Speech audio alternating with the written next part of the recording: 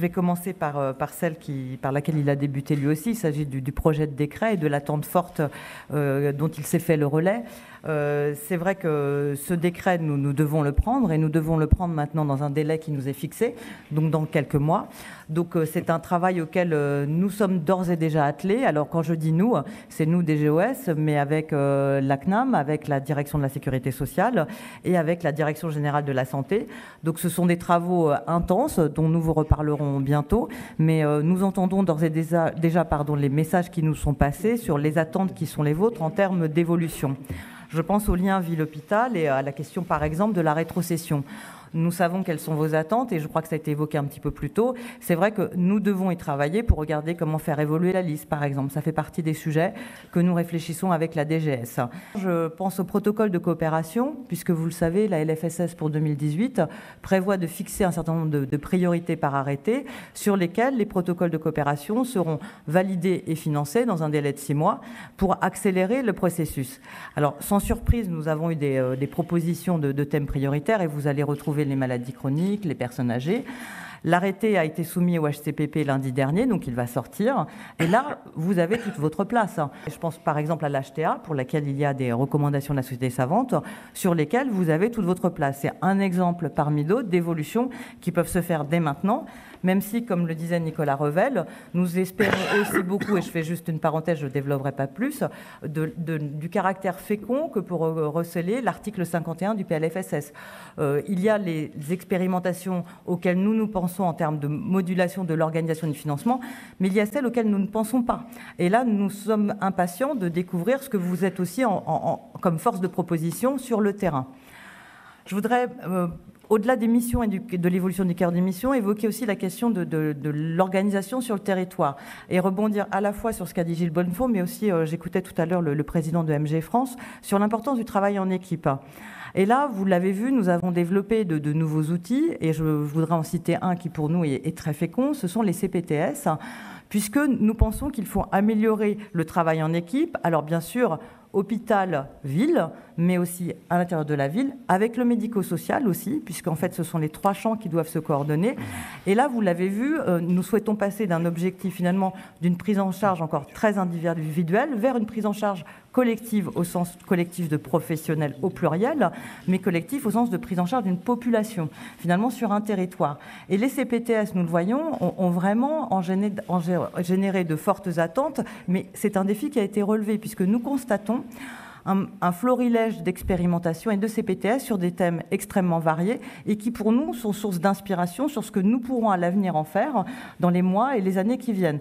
Donc ça, c'est quelque chose pour nous de très important parce que nous savons que nous devons structurer l'organisation et que dans cette organisation-là, vous avez une place extrêmement importante à prendre avec les médecins, les infirmières, les kinés, pour la télémédecine aussi.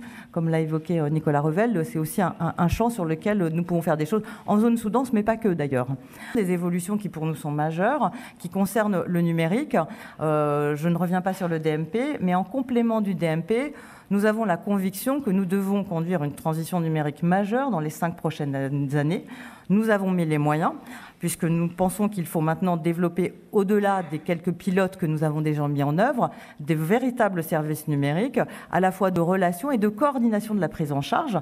Nous avons notamment un programme e-parcours qui, sur 5 ans, se voit doté de 150 millions d'euros et qui doit vous permettre de mieux articuler l'organisation et de coordonner la prise en charge, alors des patients complexes, mais pas que.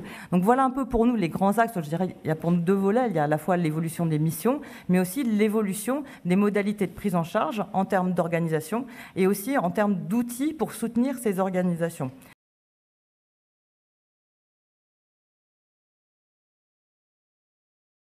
Depuis 2012, nous avons essayé de sortir du simple commentaire et puis de prendre nos responsabilités en signant parfois quelques accords conventionnels avec des professions de santé avec lesquelles les organismes complémentaires d'assurance maladie ont des relations privilégiées. Pourquoi les pharmaciens d'officine? Alors pour des raisons d'argent et puis pour des raisons de santé. Pour des raisons de santé parce que vous avez un rôle déterminant à jouer dans l'offre de soins de premier recours, de par vos compétences et de par votre maillage territorial, qui est un élément très important, notamment en zone rurale ou en zone périurbaine, là où parfois l'accès aux soins est un peu plus compliqué. Pour des raisons d'argent aussi, évidemment. Le médicament, c'est quelque chose d'important historiquement ou économiquement pour les organismes complémentaires d'assurance maladie. Ça l'est un peu moins parce que c'est un poste qui baisse à la faveur notamment des mesures d'économie sur les prix des médicaments.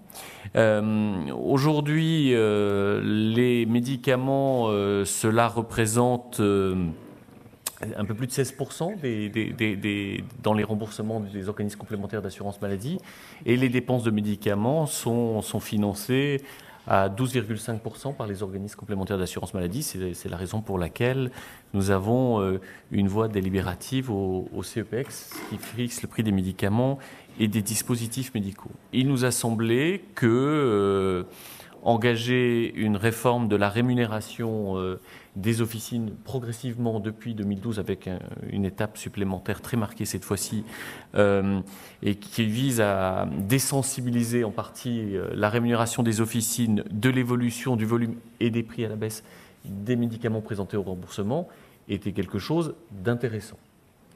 Le renforcement du rôle du pharmacien d'officine comme professionnel de santé à part entière, à qui sont reconnues des missions nouvelles, nous semble être effectivement quelque chose qui va dans le bon sens. Fondamentalement, le chiffre a été évoqué par un intervenant ce matin, la part du cofinancement de la réforme par l'assurance maladie complémentaire excède très largement la part du médicament dans les remboursements traditionnels de l'assurance maladie complémentaire. Donc on est bien, de la part de l'assurance maladie complémentaire, dans un investissement net en faveur de la réforme en cours. Vers quoi cette réforme débouchera-t-elle demain ? Alors des pistes ont été évoquées par Gilles Bonnefond, par Nicolas Revel, comme par Katia Julienne. Alors, nous nous reconnaissons pour l'essentiel dans ces pistes. Sur ces pistes, fondamentalement, nous n'avons vraiment pas de désaccord. Alors, j'ai bien cru saisir qu'il y avait une tentative de nous voir financer une partie d'une prise en charge chronique de personnes âgées. Alors, tout de suite, non pas que le sujet soit inintéressant, mais je ne suis pas certain que ce soit le vecteur où les organismes complémentaires d'assurance maladie seraient les plus légitimes. Et en termes de modalités techniques, les choses resteraient aussi très largement à définir. Donc, à ce stade, je prends note de cette demande seulement. Mais il me semble que la piste stratégique qui vise à renforcer votre profession dans l'exercice de sa valeur ajoutée qui est à caractère thérapeutique va clairement dans le bon sens, et que par ailleurs tous les éléments qui conduiront la rémunération de votre profession à se dissocier davantage du prix et des volumes des médicaments remboursés va également dans le bon sens, et nous serons et resterons aux côtés de votre profession dans cet objectif.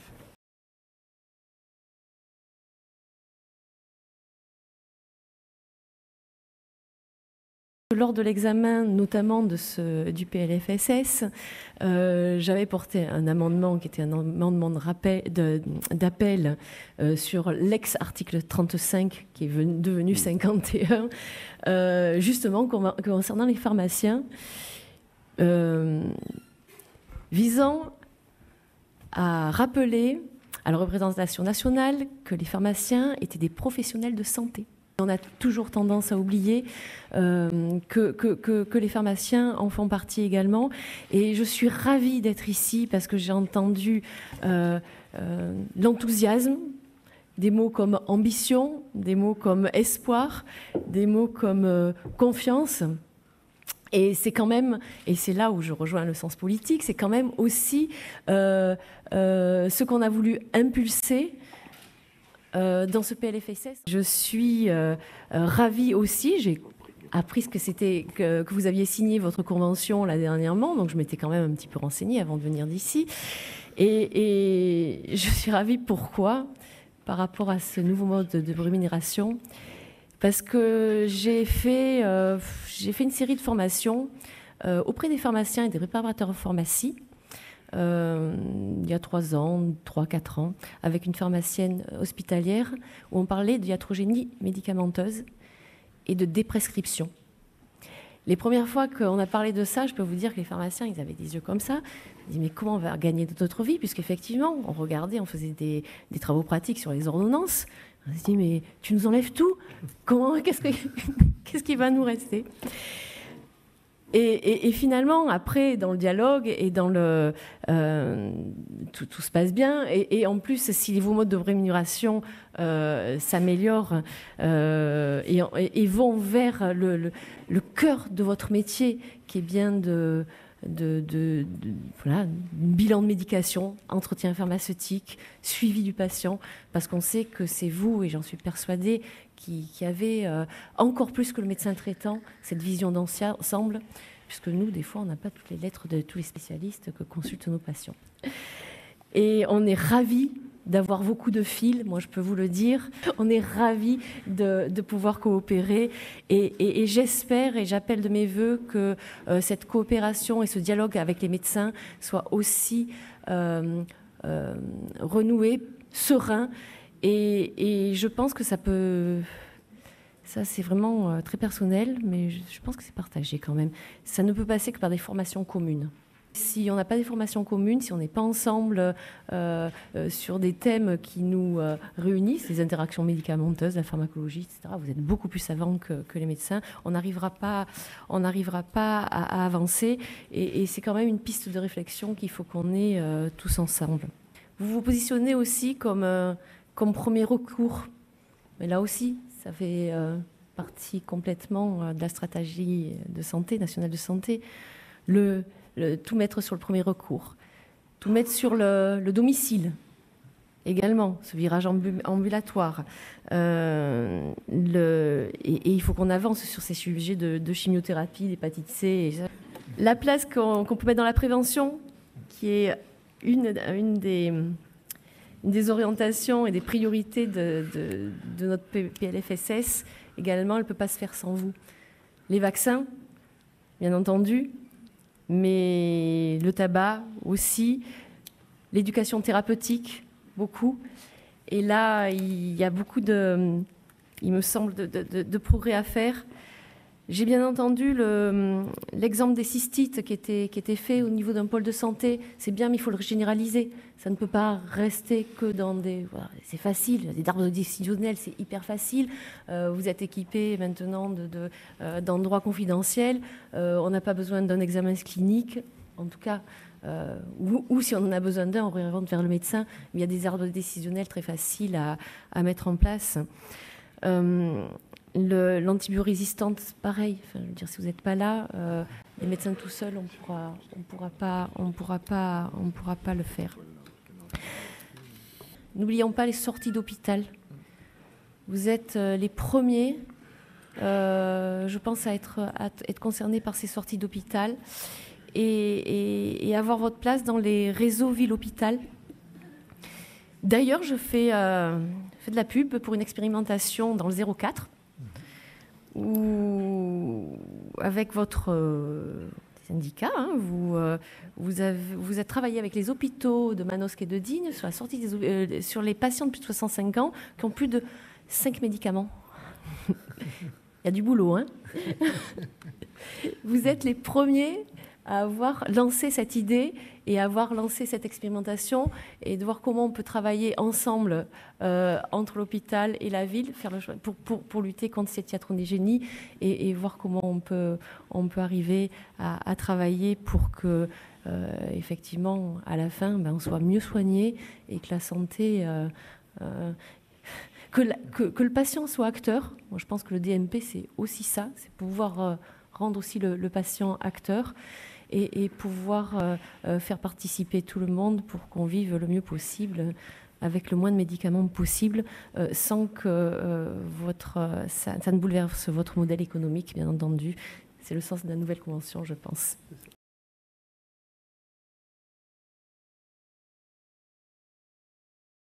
Ce que je ressens, c'est plusieurs choses. D'abord, le fait d'avoir signé, on est prêt. Et heureusement que l'on est prêt pour la stratégie nationale de santé et pour les expérimentations sur les territoires, sur les CPTS, sur les équipes de soins primaires, sur l'article 51, sur la télémédecine, sur la sortie hospitalière. Je vous rejoins, madame, sur la sortie hospitalière. C'est un vrai sujet pour nous. On est spoliés sur la sortie hospitalière, mais à 2 titres. Le premier, c'est que le patient, on ne respecte pas son choix. Et quand un patient sort avec des stomies, avec tel et tel matériel, le choix est imposé par je ne sais qui à l'hôpital. Et le patient se retrouve avec un prestataire qui est parfois, et je n'exagère pas, à 500-600 km, qui expédie des dispositifs médicaux, alors que le pharmacien est juste à côté. Ça n'a aucun sens. Et il ne faut pas s'étonner que les dépenses de dispositifs médicaux progressent de 7-8% l'an. Il y a là une dérive complète et un non-respect du choix du patient qui n'a pas son mot à dire, qui se voit imposer un prestataire. C'est totalement inacceptable. Ce sont des dérives purement commerciales qui sont en train de s'organiser parce qu'il y a un espace permettant de faire du commerce sur le champ de dispositifs médicaux remboursables.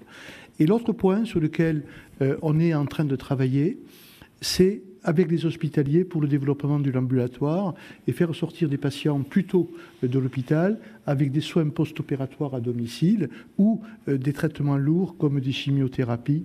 Et là, j'ai été, je ne dis pas étonné, mais j'ai vu à quel point l'appétence de l'hôpital avait complètement changé par rapport à l'image que nous avions il y a 15 ans. Que ce soit le médecin, que ce soit nos confrères hospitaliers, bien évidemment, ils disent on ne peut pas rester sur un phénomène de silo sans transmission d'informations. Et ils veulent de l'information qui part de l'hôpital pour organiser la sortie, mais également pendant le séjour, pendant qu'on prend en charge les patients, d'avoir des remontées d'informations pour pouvoir eux aussi savoir où en est le patient, notamment quand il y a une chimiothérapie à domicile ou quand il y a une difficulté par rapport à une cicatrisation de plaies, etc. Et j'ai été vraiment très agréablement surpris des comportements des commissions médicales et d'établissement où oui, on veut cet échange absolument parce que c'est important, parce qu'on a besoin, on ne fait pas sortir un patient en chimiothérapie orale si on n'a pas un retour d'information et on a tendance plutôt à le garder, au moins on est informé et par contre le patient, lui, n'est pas forcément dans le confort qu'on pourrait lui proposer. Donc, moi ce que je retrouve aujourd'hui, c'est une convergence entre le politique, la loi, l'article 51, l'article 54, une convergence avec un pilotage et un copilotage avec l'assurance maladie, dans une position complémentaire et plus conflictuelle, comme on a pu le connaître à un certain moment avec les ARS et avec les territoires. Et puis, une évolution. Moi, je discutais beaucoup avec MG France, puisqu'on travaille régulièrement ensemble. On sait que les projets, on ne pourra que les construire ensemble. Et là, on est sur une espèce de mur avec la démographie médicale qui nous oblige à travailler ensemble et à répartir le travail et à mieux l'organiser. Ce n'est pas « je te prends ça, je te prends ça ». Non, c'est qu'à un moment, là, certains patients n'ont plus accès à leur médecin traitant. Et même dans des territoires où il y a des médecins qui sont disponibles et théoriquement en nombre suffisant, eh bien, des patients n'arrivent plus, au moment du départ à la retraite de médecin, de retrouver un médecin traitant dans des délais raisonnables. Donc ça veut dire qu'il y a une vraie urgence aujourd'hui à organiser. On sait que c'est un temps de 10 ans. Je ne sais pas si dans 10 ans tout ira bien. Je n'en suis pas si sûr que ça. Mais en tout cas, nous ne pouvons plus nous permettre de faire prendre des risques à nos patients et à les mettre en difficulté par un manque d'organisation. Donc merci pour avoir participé à ces rencontres de l'USPO et rendez-vous l'année prochaine.